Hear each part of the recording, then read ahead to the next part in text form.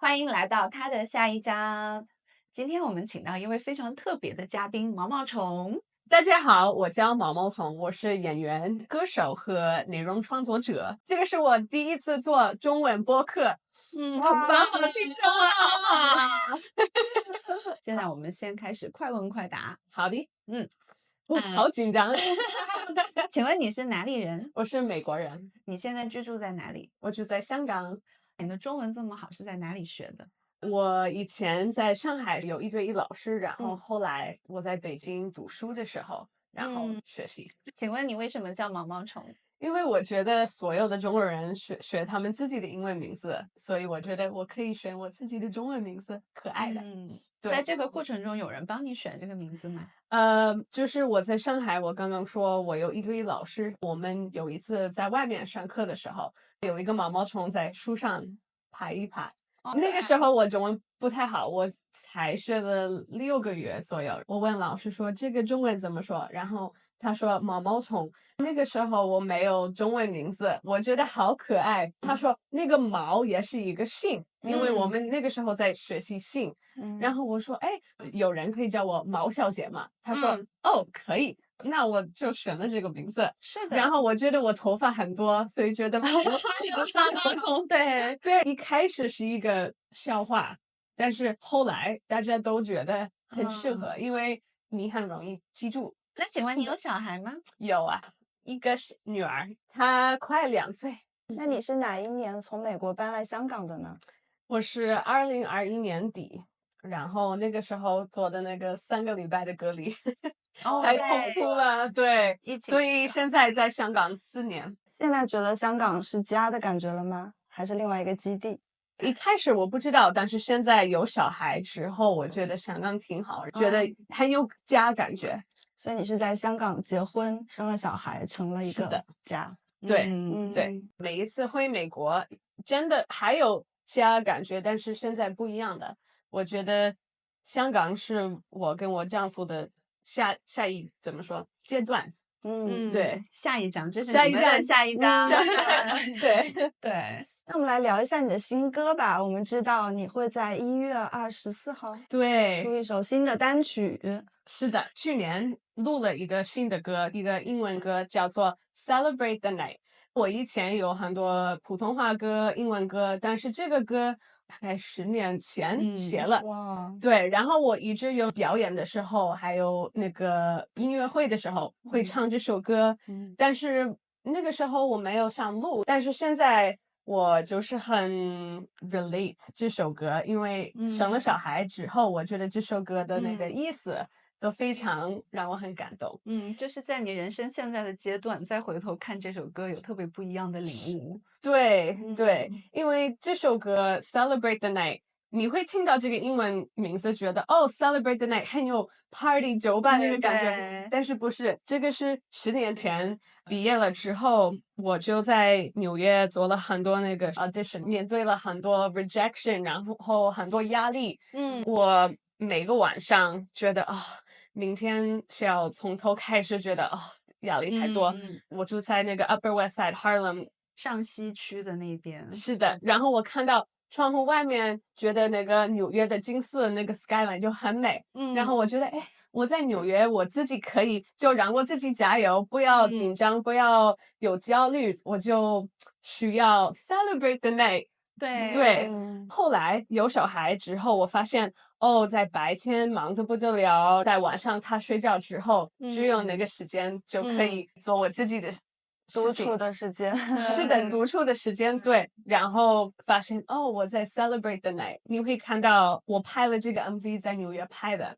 我们有很多不同的角色，他们都有自己的梦想，然后他们都是在 celebrate the night。所以我觉得很多人会喜欢。特别是妈妈，就是 business mom、girl boss 都会喜欢这个，因为大家都有不同的挣扎，然后你也有一些时候是需要晚上自己独处的时候来消化这一天的情绪压力。对，还有是你知道你听到这个字叫做 Sunday Scaries， 就是每一个周日有很多人在晚上觉得特别焦虑，觉得对有很多东西需要安排。我觉得这个你就可以告诉自己celebrate the night， 就享受是，就像我们刚刚经历的年底也有这个感觉，你要对消化整个这一年，是一个很好的 reset， 重新开始。好，那我们现在听一下这首歌。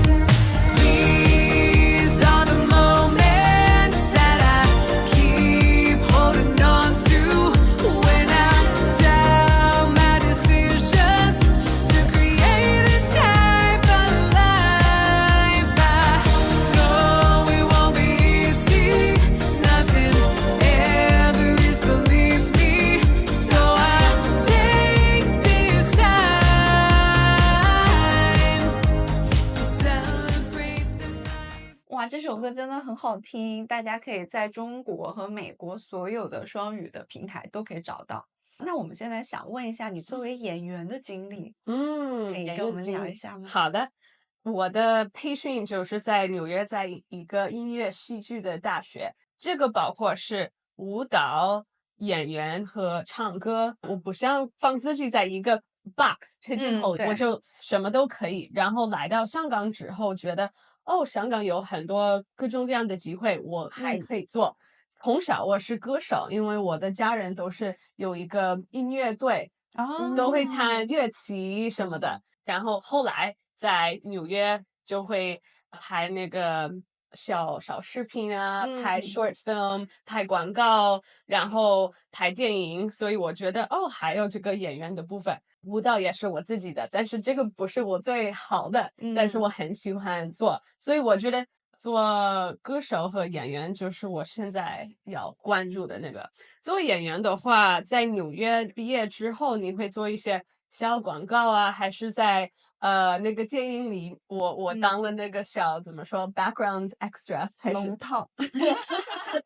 但是这个我觉得非常重要，因为你去那个片场还是去那个现场的时候，你其实不知道去哪里啊，你就是有很多地方你不可以走路，你不可以出境，它会有很多规矩。是的，很多人不知道，所以我觉得一开始这个是很重要的，你就是慢慢做了。对，就像一个培训的过程一样，是的，可能跟我们在企业里面或者是大厂，就是从实习生做起，慢慢的一点一点。对，这个是跟实习一样，差不多。对，所以我在很多非常有名的电视剧，有的时候看见自己，比如说那个 Younger 那个电视剧 Dexter， 还有那个 Mr. Robot，对，然后那个 Blacklist， 所以慢慢的慢慢往上。对，然后后来就做了很多 short film。广告，然后来到中国，觉得中国有很多电影什么的，比如说明天要去广州待一天去拍广告，所以现在在大陆我觉得有很多机会。那你在那边的拍摄是中文还是英文？明天应该是英文，我拍了2个角色，就一个是一个模特，还有另外一个是 karaoke machine， 所以你会2个语言，机会也多了很多。对对对，我是外国人，所以一般的是他们有英文的角色。对对对。那你现在的观众里面是中国人多，美国人多？你说的是粉丝吗？对，一般都是中国人住在国外的，他们英文、中文2个文化都可以了解。然后现在有比如说抖音、小红书都是大陆的，但是 Instagram 美国的 TikTok 都是香港还是国外的，对对，都不一样的。对对。然后他们专门是在那个社交媒体的那个环境，但是他们有的时候就会说我在那个电视剧看到你，或者我听到你的音乐。对，但是很难就告诉人你要看我在做这个表 ，It's very hard， 对，对，因为你的很多的特别是社交媒体的这种内容创作，都是讲一些很好笑的两边的文化冲突啊，或者你作为一个美国人在香港、在大陆对发现的一些东西。对，这个 niche 就是旅游文化。storytelling 这种的，但是我觉得这个社交媒体的粉丝和曝光率都是非常帮助我的演员和歌手的那个事情，因为我觉得很多，特别是在大陆，他们会看到你有多少粉丝，有多少关注。在美国，我觉得他们先会看你的那个人才，或者样子，但是在大陆一般是关系和关注。对，也算是一个文化差异。对，是的，对，所以你会看到在中国有一些他们演的不太好，但是他们很有名，还是网红什么的。对，所以对，但是他是自带流量，自己就有很多粉丝的。对，因为制片的那个人，他们觉得这个会有钱，会有对。然后在美国跟中国的那个就找工作的方式不一样的，在中国一定要经纪人，还是有一个人你可以很信任，但是在美国在网上很容易可以看到很多机会，所以不一样。所以就是说中国你还是需要找到靠谱的人，然后再帮你去联系到他也认识的一些人的机会。是的，在美国更多你可以就网上就随便找。对，或者你就去那个 audition， 然后他们说其实这个角色我觉得你不太合适，但是我有很多其他的你可以。对。那我们知道，其实做演员啊，或者做歌手，它不是一个这种有稳定收入的行业，特别是在早期，很多演员或者歌手还是会去做一些零工。对，所以你有做过什么有趣的兼职工作吗？有很多，就一开始刚毕业做很多，比如说 babysitter、tutor， 还有牙医助理，还有很多不同的。然后我在中国在北影读书的时候，我有一个兼职的工作是教英文。然后他们后来我离开北京之后，他们2020年开始在网上教课，因为新冠的时候，他们说我知道你在纽约，但是还是可以继续。对，然后那个时候没有很多工作，因为那个 COVID，所以后来我跟他们就继续做。最近5年我跟他们教课。然后春节之后就辞职了。对，因为现在我的那个演员和歌手的东西太多了，然后这个很丰富了。对，因为这个专门是 conversation 那个口语和那个 business English，所以他们是大一点的，是成人是的，所以他们没有父母在追他，怎么说追他们，没有人激他们，这些人他们就跟我们一样，他们想学习英文去旅游，或者是有一些学生他们在工作一定要讲英文。所以我们关系很好，还有一些学生他们在苏州参加我的婚礼，真的关系很好，所以我其实有点难过离开这个，但是我觉得现在太值得，没有时间，就是做妈妈工作的平衡，我觉得我就是要 just consult。你有一个人生的不一样的阶段，就有不同的优先。是的，然后发现当妈妈之后，那个创作力是非常重要，因为做妈妈的事情，我觉得是怎么说？你刚刚说转换身份，对。是非常明显，对，是的，也有可能创作者需要更多独处的空间，才可以写出新的东西。是的，当妈妈可能太多繁琐的事情。是的，所以我昨天跟你说，就是我2026年我要开始就经常出外面去做一些东西，比如说去咖啡馆还是其他的，因为现在2岁的小朋友他们一直要妈妈玩 blah blah blah， 我觉得my creative spirit 就没了。就人家讲嘛，每一次你的小孩讲妈妈妈妈，你就给自己一个 penny， 你最后就会变得很有钱。对，然后翻过来的就是我在跟他在一起，我一直在想工作的事情，我觉得这个不好，一定要分别。对，一定要有自己的时间。是的，我们现在呢会进行一些比较深入的女性之间的 girls deep talk，这个部分我们可好的能就会转回英文啦。好的。Now since we turned into English, we can go a little deeper 他们觉 about 得 you. 中文不够。my Chinese is not good enough. So, all right, well, we'll just forget these then. So, Okay. Yeah. Okay, so to know you better, what's your love language? Okay, I'll give What a are the definition options? about Yes. the love language first. Okay. Remind me. First is words of affirmation, like for example, compliments, saying good things to you, or quality time that self-explained, or receiving gifts, or like acts of service, doing something very helpful for you, or physical touch. It's possible it's changed, but I feel like before I had a child, it was physical touch. And now I'm touched so much by this child that I don't see my husband as much as I would want, you know, with the child and everything. So I think now it has changed to quality time. Yeah. And I really value that. I really want to know that about Lila too. I have two sons, so the physical touch part is quite different because They're more like hitting. boys Yeah. don't really touch me. They really beat me. So maybe the act of service. So like your husband doing something very helpful. Yeah, like make your life support. easier. Maybe like say take care of the child for half day. That would be Oh, great. yeah, Something right. like that. Or like, yeah. oh, I picked you up your favorite like bread or whatever. Yeah.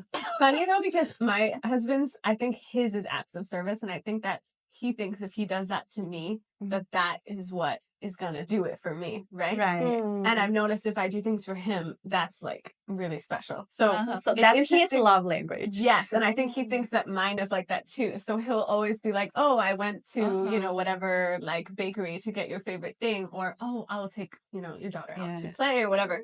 Yeah, I think it's good to know each other's. 'Cause Yeah. then you can, Yeah. And you can tell that's his way to show that he loves It's you. also very Chinese, right? And for those that don't know, my husband is Chinese. So it is a Chinese thing. It's like they always say like Chinese parents will like cut up fruit or something Oh for yeah, you. and feed you. Yeah, that's like making their sure you have way. clothes. But are Chinese parents really going to be like, I love you so much. I'm so proud of you and everything you do? Do they say that? They never say. Generally, really. no, right? No. So I think, Yeah. I did realize for one of my sons, his love language is definitely compliments. Like he loved that. Like he would constantly tell you, I love you, I love you. And when I say I love you, he was like, oh, really? Oh, feeling yeah. He loved. needs that like validation. Yeah, he Aw. does. He does. Super. Oh, that's very good to know about you. Yeah. Now let's talk about your music. Ooh. We also noticed like music is kind of your way to talk to the world, right? To talk to your audiences. How does that become your kind of like love language in the first place? Well, I think it's just like early exposure. I mean, my mom is a music teacher. My parents had their own band. Like we all were told you have to play piano for 4 years. You have to pick another instrument. So I grew up playing flute, ukulele, all of that, and just playing in bands. And I think that's just like being around that just is very natural to me. And then the songwriting aspect of it is just like when I was a kid, I loved to write like short stories and things like that. And then I feel like, yeah, one day it just like clicked like, oh my God, I can like combine both. So it's kind of like a creative outlet for me. Because you wrote most of your songs, right? And I wrote all of them. Yeah. Oh, wow. Yeah, except for, I must say, the Chinese version of Faraway Love was, yes, translated from the English version, but I had to have someone else help me to kind of like make the translation really good. Right. Yeah, but even the Chinese song 永远, that one I completely wrote myself, which I'm like most proud of. Do you use AI now for the creation? Like the No. Chinese word? I don't even have Po or ChatGPT. I don't have anything even on my computer. I like have a very organic way too, right? because it's like also creative for me, and I just feel like AI is great, and I know people use it for other things, but for me personally, I feel like it's just the emotion coming through, and it's also fun to like rhyme words and think of stuff. But I think later on, if I'm gonna be writing a whole album or a lot of songs, I might need to like find other ways to turn to things, because if you have deadlines and a label breathing down your neck and things like that, you might need that. I think it can be helpful to get you to a place where Right. you want to go. Yeah. And it's super helpful when you try to do the translation or like looking for Exactly. words. Yeah. But it's like some things are so nuanced and like Right. you can't always get it. Like the creators I know that use AI, I can usually tell within like the first 30 seconds of the song. We talked about it, right? Like even for the Instagram, like the content. Yes. If it's AI, it's so obvious. So obvious. Right. Yeah. If you are like an established artist and you start using AI, I feel like your fans that really love your music and know every word and everything, they might be like, wait a minute, this is like a different approach. Or they might I feel like betrayed. Maybe. Yeah. And you lose a little bit of your personality, right? That was your Exactly. edge. And Yeah. And also it's fun. It's like I write a lot of songs by myself because I don't have a team of people. But I've been in environments with other songwriters where you're writing a song together. It is like this high that is so amazing because it's like you're feeding off each other's ideas and you're like, oh, what about this? And oh, I'm stuck at this part. Do you have an idea? And then they come in with something and that's like, it's amazing. Yeah. And if you watch anything like Taylor Swift documentaries or stuff, like she talks about that collaborative process. And that's very fun. And it's just like a little bit sad if like AI kind of like replaces that energy, you know? Right. So that's why a lot of people are not interacting with AI only as like therapist, mentor, like best friend. That's really sad. I know. I have some friends that'll be like, I asked them what I should do about my like relationship. Life decisions. Yeah, Yeah. I did read about it. They were saying like for millennials or like, you know, the generation above us, we are using AI mostly for like a smarter Google. Like you're just searching for things. But for Gen Z and, you know, the younger generation, like you said, they're asking relationship questions. Yeah. Like They're getting deep. questions. Oh, yeah. What do you think AI's love language is? Doing helpful definitely- Yeah. Well, and also compliments. Whatever dumb question you ask them, they give you like, you know, the most beautiful language affirmation. Like, I totally get it, you know. Right. But I feel like that's why people are addicted to it. And you're not judged. You're totally accepted. And they're giving you advices for free. Exactly. Right. Yeah.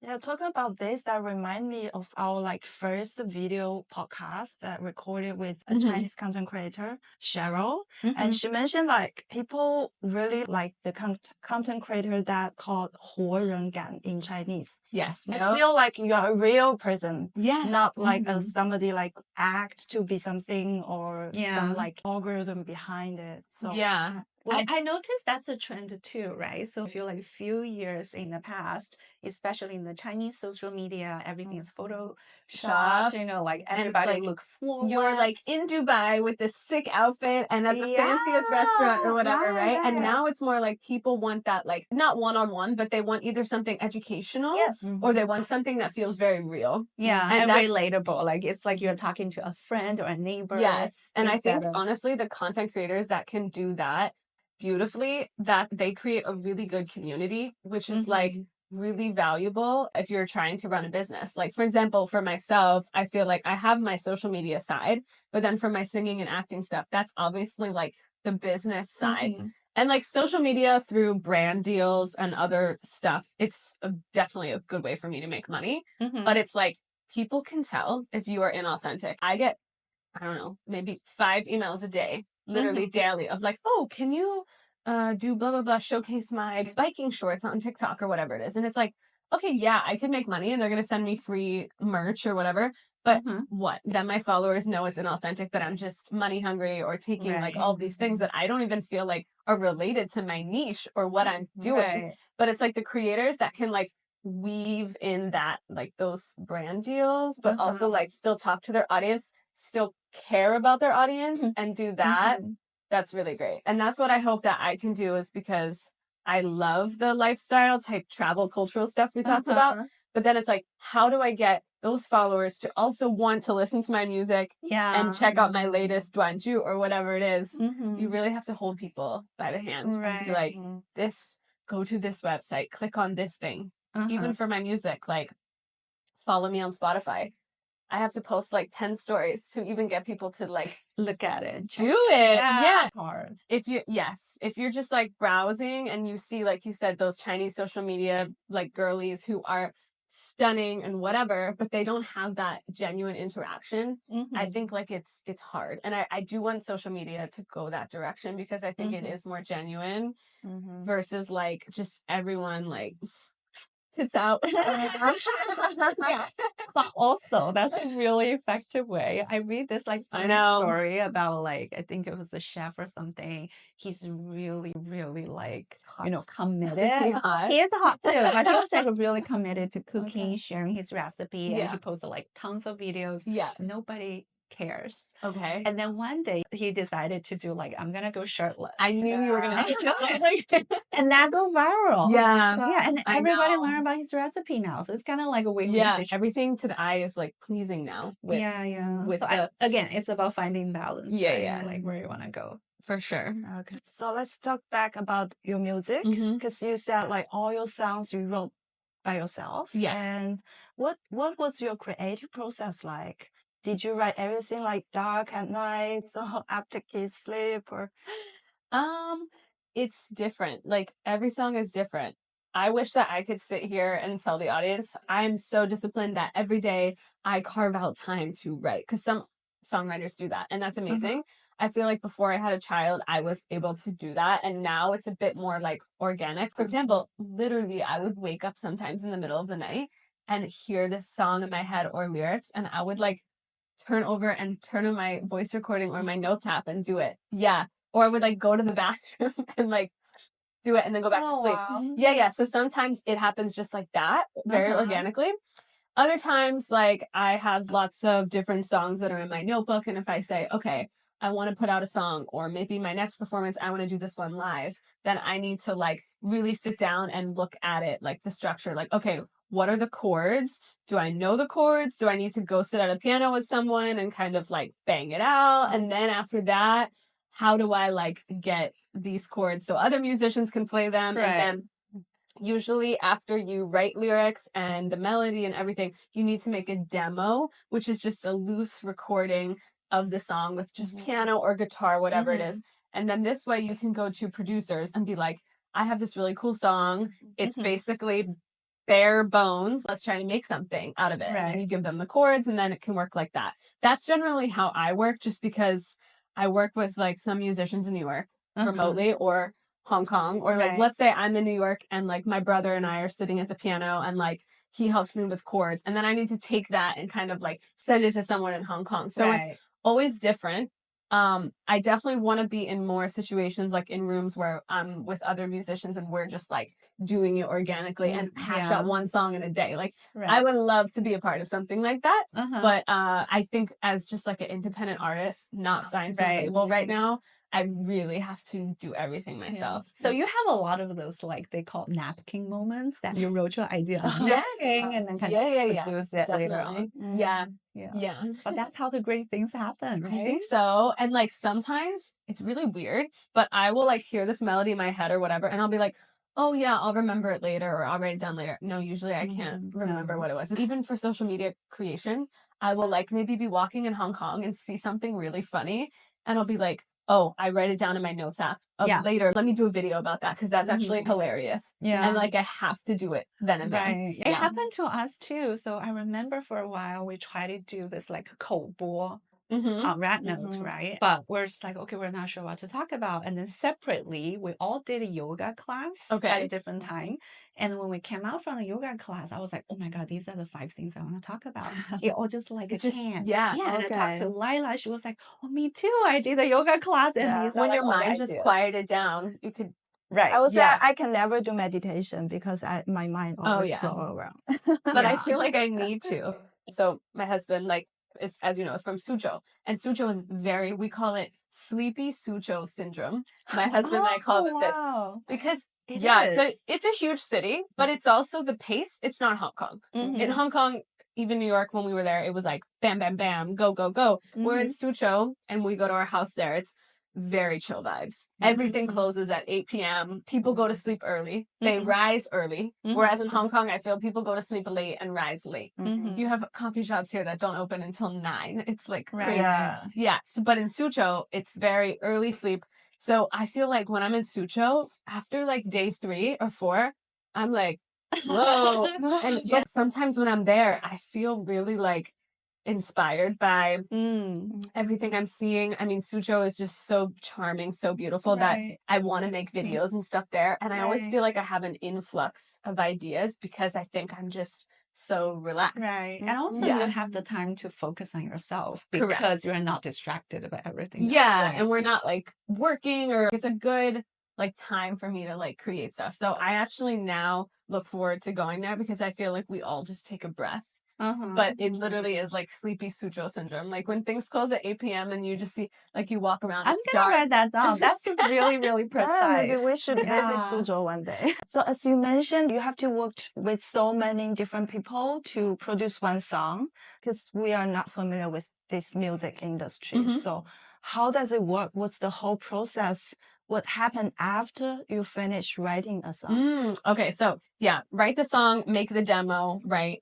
And this is, like I said, my whole process versus like if you're in a room with people and you just get it done in one day. From that demo, I will like find a producer that I think would work on it. I have a couple that I'm friends with or that have worked with me before that I feel like, oh, maybe this is more their style. Like if it's a Chinese song, there's definitely a handful of producers I will go to versus like other people that I don't think will get the cultural vibe of it.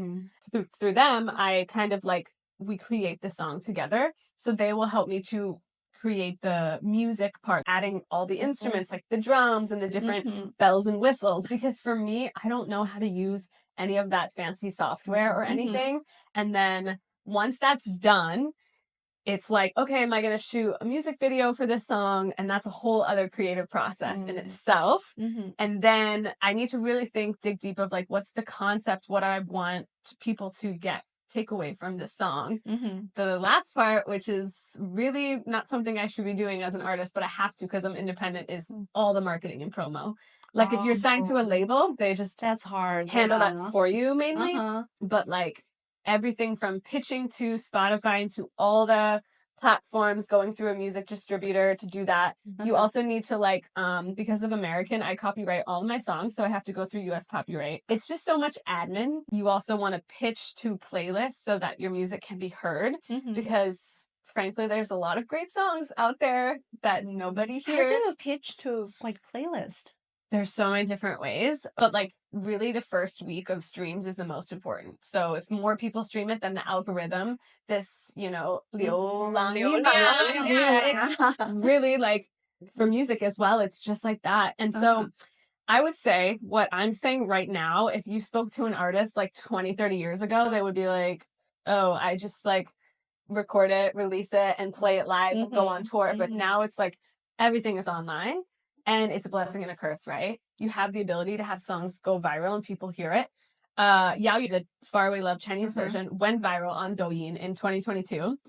Literally, I just posted this video. It went viral. If you click on the song, you have like at least 100 people have used the song and then people are resharing it. And then that translated to QQ, Tencent, Wang Yu, whatever it is. Now I get those royalties through that, right? But it's like, okay, that's great. But what about my other songs, my English songs? So that's basically it. You just like start from something on your napkin and then turn it into that. But it's a whole process. So what's your strategy to pitch, like for an English song, let's say? I mean, I go through like a really traditional strategy. I just like make sure the song is done in time. Like you want to at least have a month before release day that you like you send the pitch to Spotify and then they can kind of say what genre it is and then they'll put it in for you. But like to be honest, it's really just like lucky because you're already in this like niche of like songs. And then you also have like editorial playlists and things like people make their own playlists and then you can like pitch to other people, but like it costs a lot of money to do that. Everything now is just really honestly like social media. Because so it's good to have your content creator business going on too. I never really thought that would help, but like in fact I know some people that are signed to huge labels like the big ones, and even sometimes they'll be like, you have to make this song go viral and it's up to you to put it on your social media. Like they'll maybe provide the tools or the camera or, you know, the overall like equipment to do it. But like it's up to the artist to do that. And that's like the sad fact of it. It's not just about like playing live shows anymore. It's all like that. I think it's also a big change of the habit of audience, right? I remember when we were in like high school, whenever there's a singer release a new album, we all rush to the like CD shop, shops. CD Yeah, shops and buy it. It's a good thing Yeah. that you bring that up because people ask me, "Are you gonna make a physical CD?" I'm like, "I'm sorry, like for what? Like, No one yeah. makes it it's anymore. cute to have on my bookshelf, but like, it is a Yeah. waste of money. Like, Yeah. I don't even own a Yeah. CD machine now. no, of course, a CD player. Like, yeah, I don't No. even like have Like, it. what's it called? Yeah, so Right. I We think used to have a Walkman. I remember, Walkmans. right? And We buy it, we share it. MP3 and Yeah. yeah. So I will say, like, it sounds like I'm bitching about the process a bit, but at the same time, the beauty in it is that it is accessible for most people. You just need to teach yourself how to do these things. yeah. It Right. does take time, but you know, anyone can release a song or anyone can do these things. So it is open to much more music that we can consume. Yeah, that's right. Yeah. And we learned that you are also recording 短剧 in China. Yes. That is a very like, viral, but also like a new industry. Can you talk about that as a foreigner, like a Caucasian? How is it for Yes. to you? So to be clear, because these are short vertical dramas, maybe some people watching haven't seen them yet because this is something that really started in like Korea, China, hasn't really caught on in Hong Kong yet. But then now these Chinese producers found that it's so popular in China, they brought it to the US. Now there's a market in the US. The demographics are really interesting. It's like commuters because you can watch a whole season in 40 minutes. yeah. So you can watch it on your daily commute. American women in the South between ages, I forget what it is, like 30 and 50 or something crazy. It's like, and it's the same in China. You have a lot of like shushu ahi that are watching it. So it's My very mom your is mom a loves big audience of 短剧 because she was like, Yes. it's such a waste of time for me to just watch like a full drama. Yeah. But this is like quick. Yeah. So that's that. Now, in the US, these Chinese production companies have slowly gone there in New York and LA to rent studio lots to do it.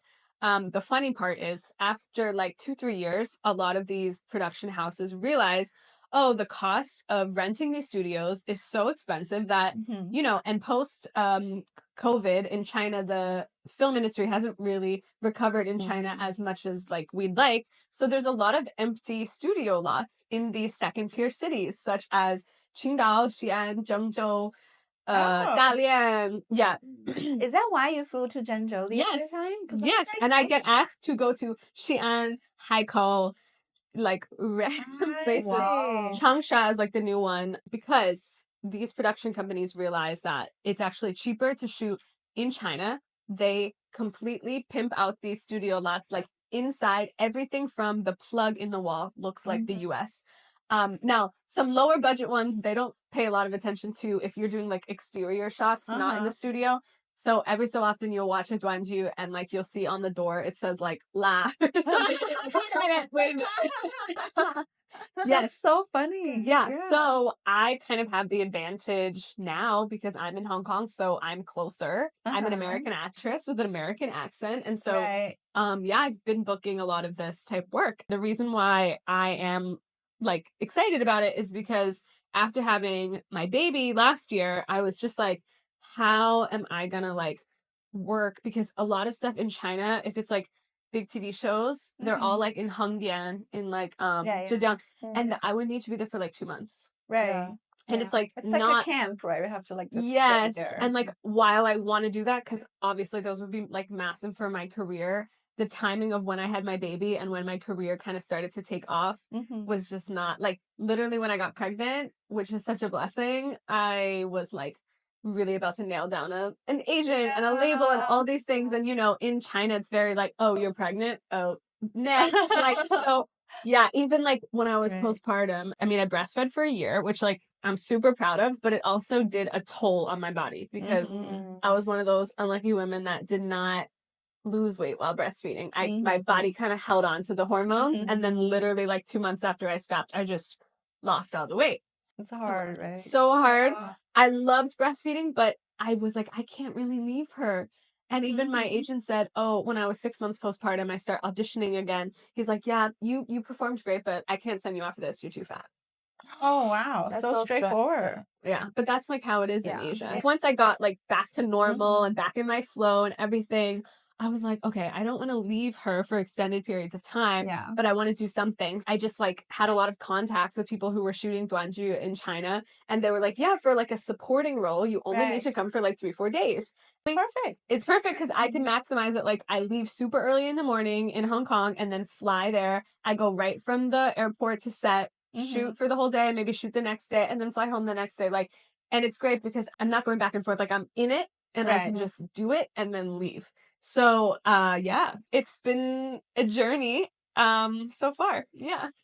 I still remember the video you sent me about the huge shooting set in Zhengzhou. Like it was an old shopping mall. So Zhengzhou, not only for foreign verticals, but Chinese verticals mainly. Zhengzhou is like the mecca right now Wow. for shooting all of these. The local governments in Zhengzhou are like really happy that this is helping the economy and giving local people like jobs.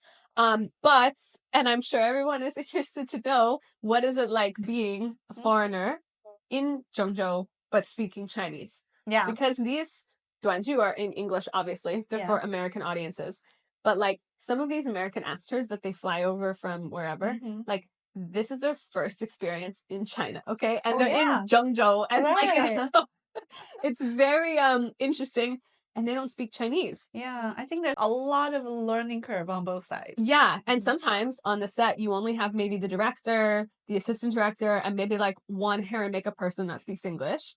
It's very funny because all of those just cultural nuances and things I'm picking up on because of course I've been around Chinese culture and can understand most of what they're saying. So it's like really funny. And sometimes they also are like, can you translate this for me? I'm like, Yeah, let's you gotta pay me more for that. You're gonna be like the perfect translator, not just for the language, but for like, what does that really But it's mean? great. in It's both really funny. cultures. And yeah, so I hope that, down the road we have more of this because yeah. Can you share one or two like interesting examples? Okay, so in China, which I don't love this, but smoking is I a see. lot. Yeah. And you will literally have like the camera operator like holding the camera And smoking smoke, behind yeah. like while we're shooting. I'm used to that, but like people from the US are just like like the way they do the makeup. I have blue eyes and fair skin and blonde hair. So the way that they're going to do makeup on a Chinese person is not the way they're going to do makeup on me. I luckily have the vernacular to tell them, no, don't do this, do that. Right. But like some of the foreign actors will be like, I really don't like the way they do my makeup. Like this does not go with my complexion or anything at all. Like they look like a Meitu filter instead of like, right. because it's just like different. Yeah. So it's like things like that are just I like, heard a reverse story of my Yeah? friend shooting her honeymoon photos in Paris. uh-huh. And then so the way they did a makeup, she was like, remove it. I don't want to look like that. It's also a filter, but like to the Western, Yes. standard. So I can totally tell this is like the other way, right? Yeah, you yeah, want to yeah. be like me too, or like Yes. no kind of filter on you. Yeah. Those are the ones they Exactly. actually don't want Even it. like for my wedding makeup in Suzhou, Right. like I actually, when she finished it, I was like, I'm Add just some gonna add, shades. I just had to add some things. Yeah. And I felt so Yeah. bad, but I was like, girl, this is my wedding. Like I just do it the way I want it, you know? Yeah. So yeah, little things like that. But for the most part, it's okay. And I think it's a wonderful experience for actors to go abroad and shoot these type of projects. Right. But I would say it's definitely a culture shock. I mean, you have people that have never been to China and like they arrive and then the next day they're suddenly on set in Zhengzhou. It's like, whoa. Yeah. But you know what? Just knowing the ability of Chinese people, the learning curve can be really, really short for them. Like, But you know what? I in feel a like very they're short very time. patient. Really, Like I they feel like they're are. really welcoming and really sweet, and the Mhm. foreign actors are treated like really well. But like, Yeah. there is sometimes a lot of that's lost in translation. Yeah. Talking more about like the artistic part of Duanji right now, there's a lot of money in it. I just don't know how long this will last. As an actor, I feel like I'm not challenged like enough. So like you're challenged in a way that you have to be very versatile. Right. Like you're going to be maybe shooting like a funeral scene the same day as you're shooting like a wedding scene, and then like there's fighting and there's love and there's whatever. But in terms of getting really into the character, I just feel like I haven't had enough chances yet to really dive into that because like you do like 1 or 2 takes and they're like, okay, move on. Right. And like when you get like the chance to shoot a film or a TV show, Right. you've had the preparation and the time to dive into that character and do like more than 3 takes and to really get it right. But like with Duanju, it's like you show up, you do it, and then like you go home. So I think a lot is like fixed in post-production. So again, I have like a love-hate relationship with it because it's like offered me so much as in like to get myself back out there having my first baby. But it's like moving forward, I'm very selective now of what I take because I can tell you I have been offered many opportunities, but some of the scripts are like not great. Good. Like there a lot are written by AI or translated from Chinese into English, which is fun, but you miss certain things. And sometimes the roles are just really so like cheesy and I'm just I'm But careful. do you have the power or are you giving the power to change some of them? Actually I have a friend who is a producer who quite openly like will be like, what do you think about this? Read through it and let me know. So in that case, yeah, maybe. So recently, like I was asked to go to Xi'an, which it ended up not happening, but they were like, can you do stunts? Right. And I was like, to what extent are the stunts? I have stunt training from school and fight training, but not like there's a level, right? And also there's a huge liability. Like some of the stuff could be dangerous. And so I thought for stunt, is there like always a director or no? well, yeah. So You first I have to- asked them like, is there a stunt coordinator on set? And how many rehearsals of stunts do we have? And in the end, I ended up telling them I really don't think I can do that because after I read through the script, it was just so stunt heavy. Like they wanted me to come in 2 weeks to shoot it. And I was like, I need to really work on this before I do it.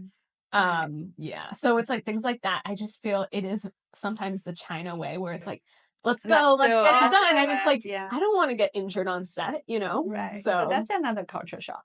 Exactly. Because it's, And I could imagine there's so many people who would just go and do it. Yes. Yeah. The first one I did, they were like, okay, well, like this was not written in the script. I knew the script. The next day they were like, okay, so we actually have this amazing opportunity to rent this helicopter. And I was like, there's no helicopter scene written in the script. And they were like, yeah, but like we got this amazing helicopter. Let's just do it tomorrow. And I was like, they were like, can you go in it? And I was like, absolutely not. I was like, I'm a mother of a child. Like they were like, it's okay. It's only going to raise like this much in the air. I was like, I will be in the scene, but like, let's find a way where I don't have to go in it. Like, I'm just thinking worst case scenario, right? I'm in the middle of Zhengzhou. Like, where's the nearest hospital? Like, I don't even know. Like, you know? So anyway, I didn't do it, but in the scene, the lead actress, she went in it, and then I met her outside the helicopter and like waved her in, and then we, So her personality is like, I'll just do it and see how it goes. Well, she was the lead actress, and this was like, maybe she had no choice.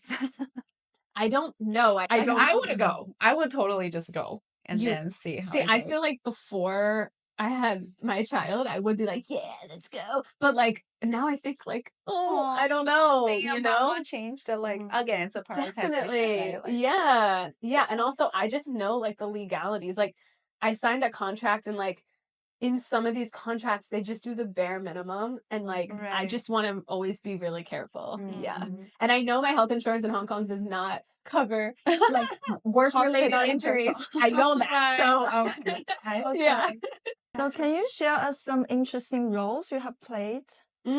So I feel like I've been pigeonholed in this like office worker secretary vibe. Literally, I've done 3 so far, and they all have been that type. I would like to do something that's a little bit more different, and the stunt one was actually really cool. It was like a mob boss. Like she's like a cleaning lady, just like disguised as a mob boss. So she'd be like swooping, like sweeping rooms, and then like. So I wanted to do that. So I want to do something more like that. But other roles I've had, like I did a short film in New York where I was like a vampire, and I got to wear these like red contacts, and that was like really cool. But I had to do like a sex scene. That was interesting. It's on YouTube somewhere. Somewhere. Yeah. So like I've had like a bunch of variety.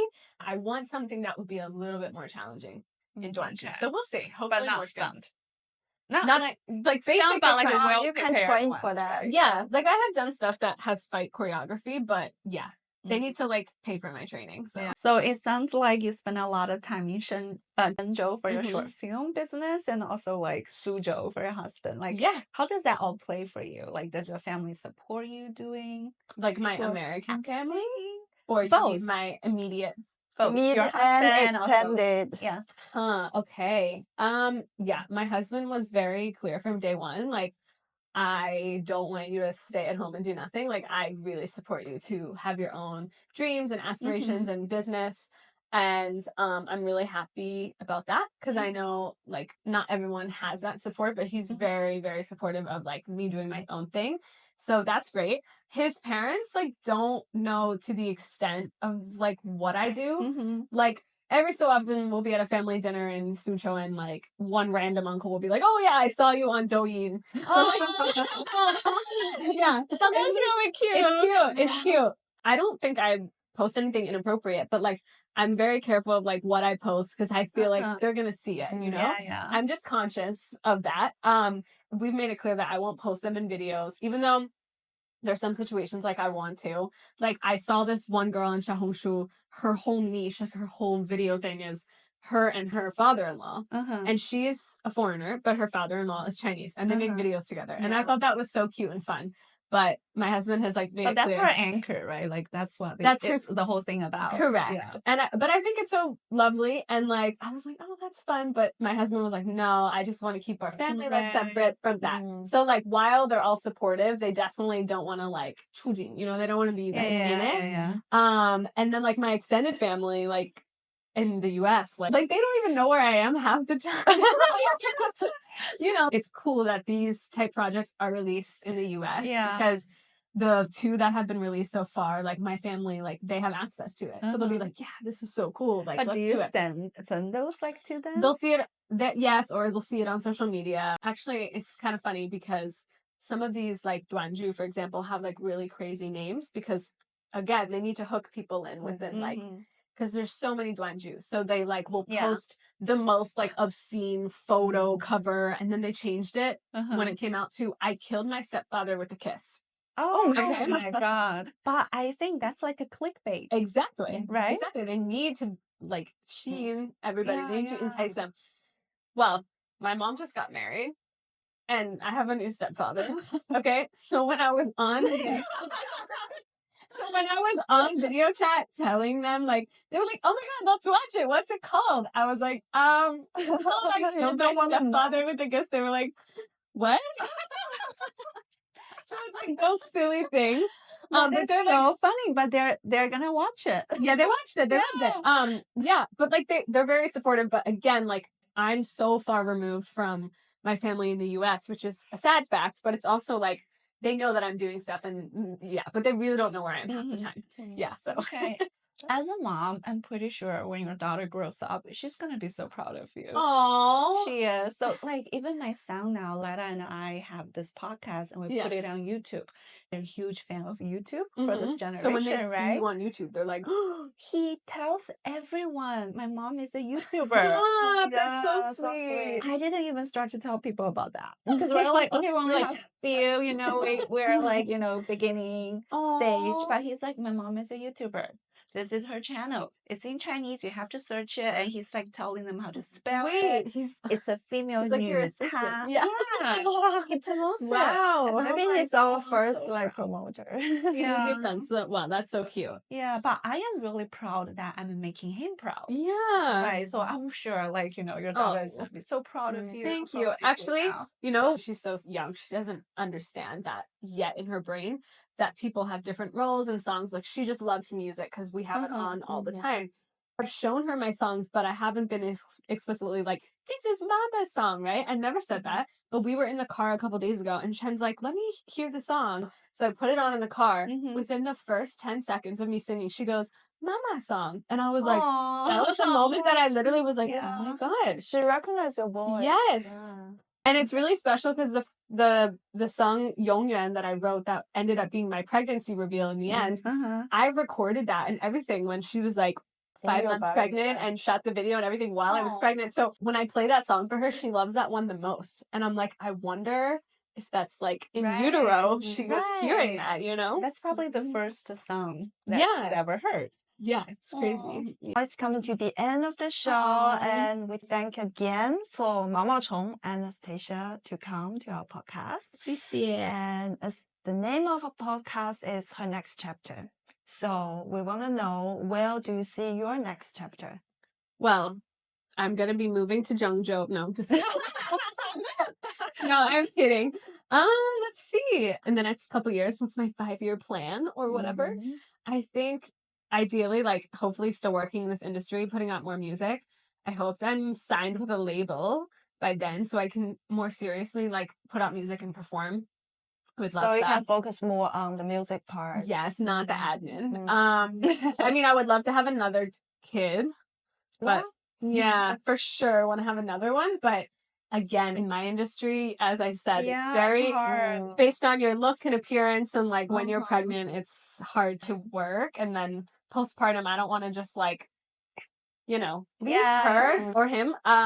But yeah, so we'll see. Like, I definitely want to have one more baby, but let's see how that works with career timing and all of that. But Once you- again, I feel like with the maturity of this whole industry, audience's preference, you know, everybody loves 活人感, right? Maybe Yeah. it will all work out for you. Like, hopefully, you're just being a mom, I just- chasing your dream, yeah, making but everything happen. That's a great Consistency. answer. consistency. Yeah. I Yeah. think it is. Yeah. Because also, as we talked about with social media and virality and being viral, whatever, it's like you have to consistently put out stuff or people forget. Because in Yeah. this day and age, when we're consuming so Yeah. much content, we have 短剧, we have all these things. It's like people Right. forget, and you have to kind of put yourself out there. So Mhm. I have been trying to do that in a way, as becoming a mom now, that I can still like remain some semblance of my career, but Mhm. also, you know, still have my mommy side. So as you guys know, it is a whole balance thing. So Mhm. let's cheers to Cheers. Cheers. going No. forward for all of that. And Jump in. 2026. 2026. Let's go. Thank you for joining us today. Thank you so much It for was watching. And don't forget to go to Spotify and YouTube Music and all the music platforms to We'll link it subscribe here. Anastasia Koss. Mhm. And Yes. we will also put a link in the show notes. Awesome. Yeah. Bye. Bye.